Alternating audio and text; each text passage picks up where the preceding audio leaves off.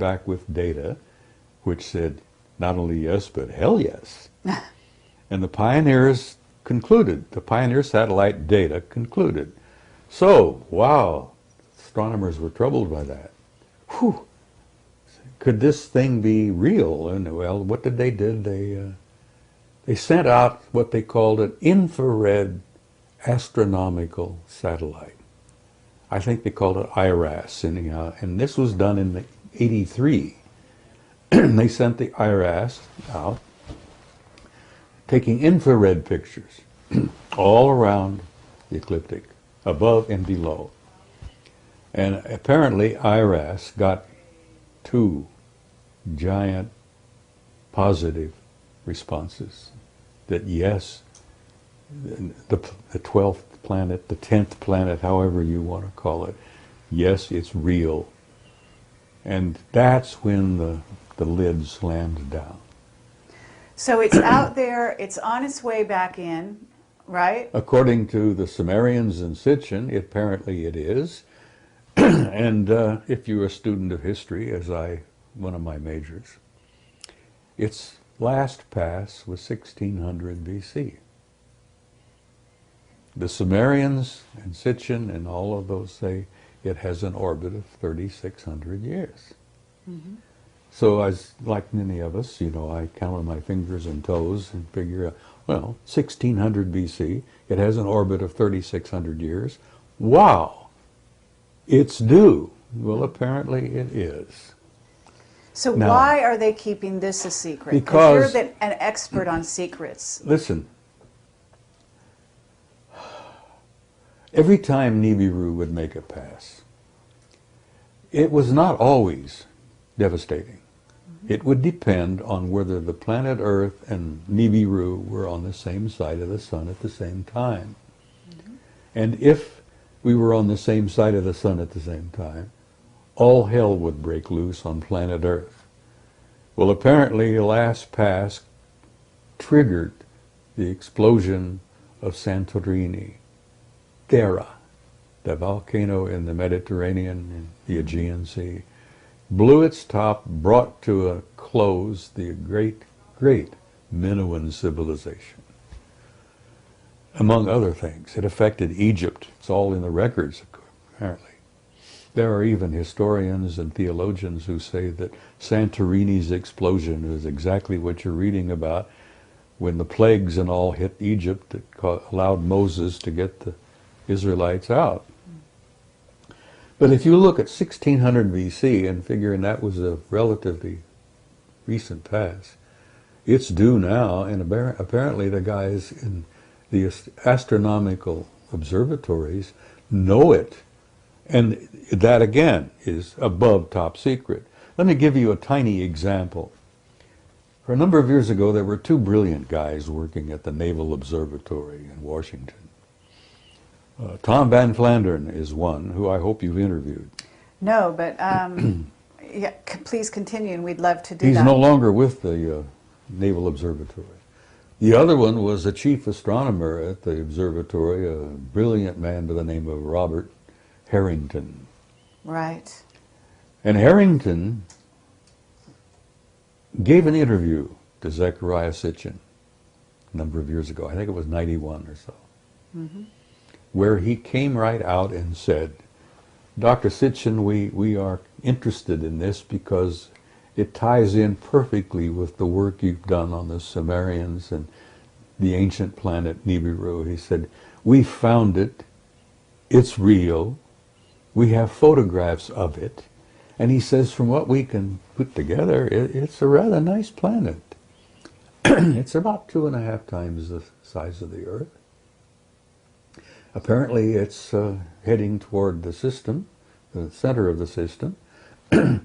We've concluded about everything about it except that we haven't named it. And Zecharia spoke up and he says, it's already been named. He says, you simply call it Nibiru, as the Sumerians called it, the planet of the crossing.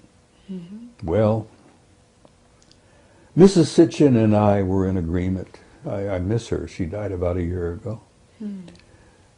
she was convinced that Robert Harrington had died because somebody bumped him off, because he had the courage to come out and give Zechariah this interview. I don't know whether you've seen it or not. It's on tape. No, I haven't seen it, but we interviewed Lucas Scantamburlo about this subject, and he's also talked about Robert Harrington. Yeah, well, Harrington gave the interview to Zechariah, and it's on a video called Are We Alone? And I think you can pick it up at the conference here next week. Okay. I have a copy, and I sent a copy to Neil Freer, who's a man you should interview. Okay, well, we're in touch with Neil. He's a very interesting guy. Oh, he's brilliant. He's a brilliant guy. He's brilliant. He just recently came out and admitted that he's had an intimate interrelationship with extraterrestrial intelligence since he was a child. Well, he's always talking about the Anunnaki. I do know this. Well, he wrote a book called Breaking the Godspell. And he has supported Zechariah's work for years. I have a question, Bob, if I may, about the provenance of this information, in the sense that Zechariah Sitchin's work is very well documented, and a lot of people watching this video will be very familiar with his books and with all the intelligent commentary about that. Are you saying that you have additional information based on your contacts within the Old Boys Network, or are you doing a neat presentation of... Many of my conclusions are my own, and they, in many respects, correlate perfectly with Sitchin's work, which is, Neil has told me, he says, Zechariah really should get the Nobel Prize, but I don't know what they would grant it to him in what field. But he's such an outstanding scholar in what he's done, and the Earth Chronicles is what he calls all of his work. I think there's 7 or 8 of them now. I have 2 questions. One's a minor one to do with celestial mechanics. And it's just something that I've never understood, and I've heard this question from many other people as well.